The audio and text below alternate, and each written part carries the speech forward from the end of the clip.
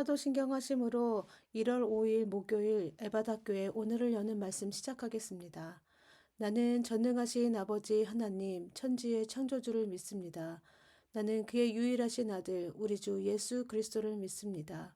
그는 성령으로 잉태되어 동정녀 마리아에게서 나시고 본디오 빌라도에게 고난을 받아 십자가에 못 박혀 죽으시고 장사된 지 사흘 만에 죽은 자 가운데서 다시 살아나셨으며 하늘에 오르시어 전능하신 아버지 하나님 우편에 앉아 계시다가 거기로부터 살아있는 자와 죽은 자를 심판하러 오십니다.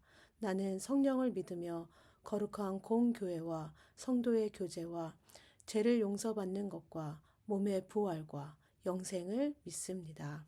아멘. 오늘 우리에게 주신 하나님의 말씀은 출애굽기 5장 1절에서 9절까지 말씀입니다. 그 후에 모세와 아론이 바로에게 가서 이르되 이스라엘의 하나님 여호와께서 이렇게 말씀하시기를 내 백성을 보내라. 그러면 그들이 광야에서 내 앞에 절기를 지킬 것이니라 하셨나이다. 바로가 이르되 여호와가 누구이기에 내가 그의 목소리를 듣고 이스라엘을 보내겠느냐. 나는 여호와를 알지 못하니 이스라엘을 보내지 아니하리라. 그들이 이르되 히브리인의 하나님이 우리에게 나타나셨은즉 우리가 광야로 사흘길쯤 가서 우리 하나님 여호와께 제사를 드리려 하오니 가도록 허락하소서. 여호와께서 전염병이나 칼로 우리를 치실까 두려워하나이다. 애굽 왕이 그들에게 이르되 모세와 아론아 너희가 어찌하여 백성의 노역을 쉬게 하려느냐. 가서 너희의 노역이나 하라. 바로가 또 이르되 이제 이 땅에 백성이 많아졌거늘 너희가 그들로 노역을 쉬게 하는도다 하고 바로가 그날의 백성의 감독들과 기록원들에게 명령하여 이르되 너희는 백성에게 다시는 벽돌에 쓸 짚을 전과 같이 주지 말고 그들이 가서 스스로 집을 줍게 하라. 또 그들이 전에 만든 벽돌 수요대로 그들에게 만들게 하고 감하지 말라. 그들이 게으름으로 소리질러 이르기를 우리가 가서 우리 하나님께 제사를 드리자 하나니 그 사람들의 노동을 무겁게 함으로 수고롭게 하여 그들로 거짓말을 듣지 않게 하라. 아멘. 예수님을 모르는 사람들이 믿음의 사람들에게 이런 질문을 할 때가 있습니다. 당신이 믿는 하나님은 도대체 어떤 분이냐? 예수님을 왜 믿느냐?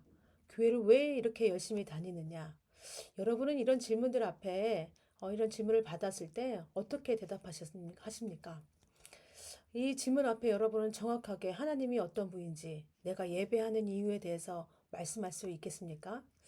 우리는 생각해 봐야 합니다. 나는 정말 하나님에 대해 확고한 믿음이 있는가? 혹시 내 믿음이 부모님의 신앙임에도 불구하고 내 믿음으로 착각하고 살아가고 있는 것은 아닌가? 혹시 이유와 목적 없이 내가 신앙생활하고 있지는 않은가? 습관적으로 예배하고 있지는 않은가?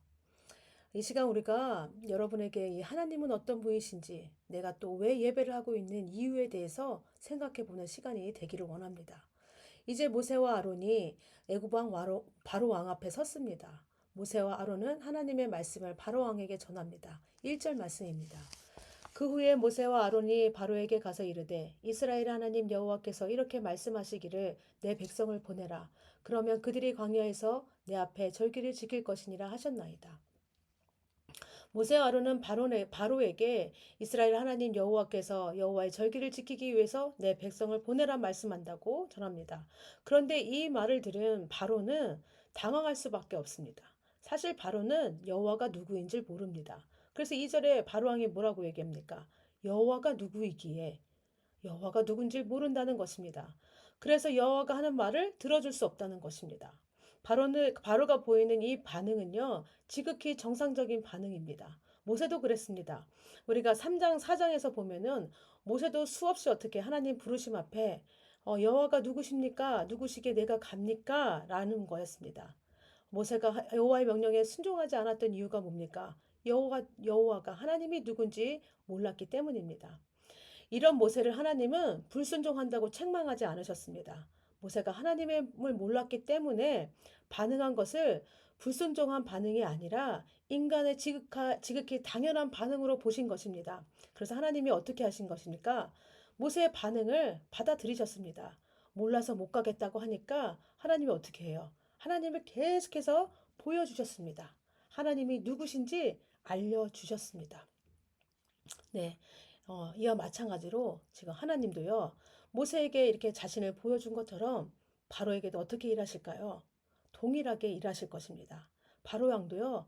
여호와가 누구이기에 내가 그 말을 듣느냐라는 이 반응 속에 하나님께서 어떻게 하시냐면 이제 하나님을 보여주십니다.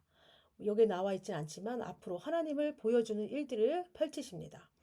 예, 어떻게 보여주시냐면 하나님은 자기를 어떻게 보여주시냐면 10가지 기적을 통하여 보내주십니다. 하나님을 모르겠다는 바로에게 어떻게 해요?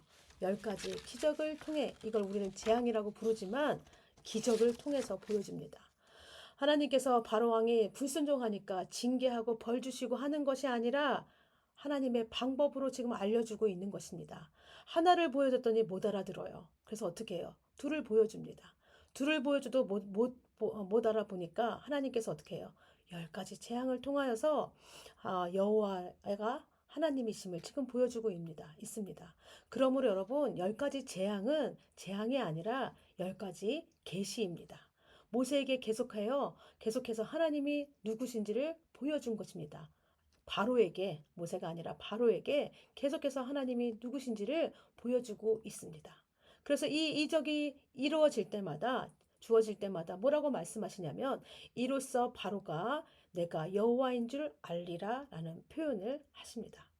하나님은 이렇게 자신을 모르는 사람들에게 자신을 증거하십니다. 하나님께서는 우리가 하나님이 누구신지 알 수 있도록 사람의 시선에 맞춰서 자신을 보여주십니다. 오랜 시간이 걸려도 인내하시면서 우리에게 나타나십니다. 그 이유가 무엇일까요? 하나님은 모든 백성이 구원받는 자녀로 살기 원하시기 때문입니다. 하나님께서 부르시는 백성은 이스라엘 백성에게만 한정되어 있는 것이 아니었습니다. 바로도 부르셨고요. 애굽의 모든 백성도 부르고 계셨습니다. 그런데 누가 거부한 거예요? 바로가 거부한 것입니다. 하나님은 모든 백성이 하나님의 자녀로 살기를 원하십니다. 구원받은 자녀로 하나님과 평생 함께하며 그분과 교제하며 주님께 하나님께 속한 모든 것들을 누리기를 원하십니다. 그렇다면 여러분, 하나님께서는요, 이 일은 지금도 동일하게 행하고 계신다는 것입니다. 우리 믿는 사람만 잘 믿고 잘 살아서 하나님의 은혜와 축복을 누리며 살아가는 것이 아니라 이 땅에 믿지 않는 모든 영혼들이 하나님께 돌아오며 하나님의 은혜를 누리고 하나님의 사랑을 받으며 그 안에서 함께 살아가기를 원하십니다. 이 마음이요, 우리 안에도 있어야 합니다. 우리도 동일하게 하나님께서 원하시는 그 모든 백성이 하나님 앞에 돌아와 하나님 자녀로 사는 것을 우리도 원해야 됩니다. 예, 우리 주위에도 보면 믿지 않는 영혼들이 너무나 많이 있습니다. 그 영혼들 바라보면서 우리도 어떻게 해야 될까요? 하나님께서 주신 이 마음으로 동일한 마음으로 기도하며 간구해야 될 것입니다. 하나님의 자녀로 살아가길 원한다고 우리가 간절한 마음으로 기도해야 될 것입니다. 그럴 때 우리의 간구를 통하여서 하나님께서 이 믿지 않는 영혼들을 구원하시고 하나님의 자녀 삼으실 줄로 믿습니다. 다음으로 모세와 아론은 이스라엘 백성을 보내지 않겠다는 바로의 거절에 이렇게 이야기합니다. 3절입니다. 그들이 이르되 히브리네 하나님이 우리에게 나타나셨은즉 우리가 광야로 사흘 길쯤 가서 우리 하나님 여호와께 제사를 드리려 하오니 가도록 허락하소서. 여호와께서 전염병이나 칼로 우리를 치실까 두려워하나이다. 모세와 아론이 이스라엘 백성을 보내라는 이유는 뭐냐면 하나님께 제사 드리기 위해서입니다. 이들이 바로에게 요구한 것은 뭐냐면 이스라엘 백성의 예배였습니다. 하나님께서 이스라엘 백성을 출애굽시키려는 목적도 여기에 있습니다.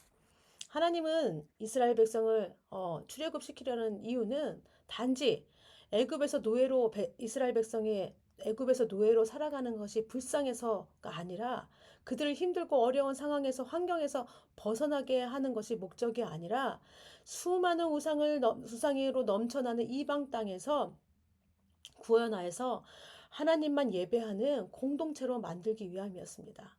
출애굽은 육체의 자유뿐만이 아니라 전인격적으로 영으로 모든 것들로 하나님을 찬양하고 예배하기 위해서 하나님의 구원의 역사를 보여주고 계시는 것입니다. 하나님은 이스라엘 백성의 정체성을 지금 어디에 두고 있냐면 예배하는 데 두고 있습니다. 여러분, 우리 창조의 목적이 무엇입니까? 모든 만물이 하나님을 위하여 창조되었습니다. 요한계시록 4장 11절에 이런 말씀이 있습니다. 우리 주 하나님이여 영광과 존귀와 권능을 받으시는 것이 합당하오니 주께서 만물을 지으신지라 만물이 주의 뜻대로 있었고 또 지으심을 받았나이다 하더라. 우리의 창조의 목적은 하나님께 영광과 존귀와 찬양을 드리기 위함입니다. 하나님을 예배하기 위해서입니다. 그럼 여러분, 창조의 목적에서 벗어나게 한 것이 무엇입니까? 바로 우리의 죄입니다. 죄로 인해 죽을 수밖에 없는 죄인들을 예수 그리스도의 십자가 사랑으로 구원받게 하셨습니다. 그럼 여러분, 우리를 구원하신 목적이 무엇일까요? 창조의 목적이 그랬던 것처럼 구원의 목적도 하나님의 영광을 위해서입니다. 즉, 우리는 하나님의 예배하기 위해 구원받았습니다. 에베소서 1장 14절에 이렇게 말씀합니다. 이는 우리 기업의 보증이 되사 그 얻으신 것을 속량하시고 그의 영광을 찬송하게 하려 하심이라. 우리 창조의 목적과 구원의 목적이 똑같습니다. 하나님을 예배하기 위해서입니다.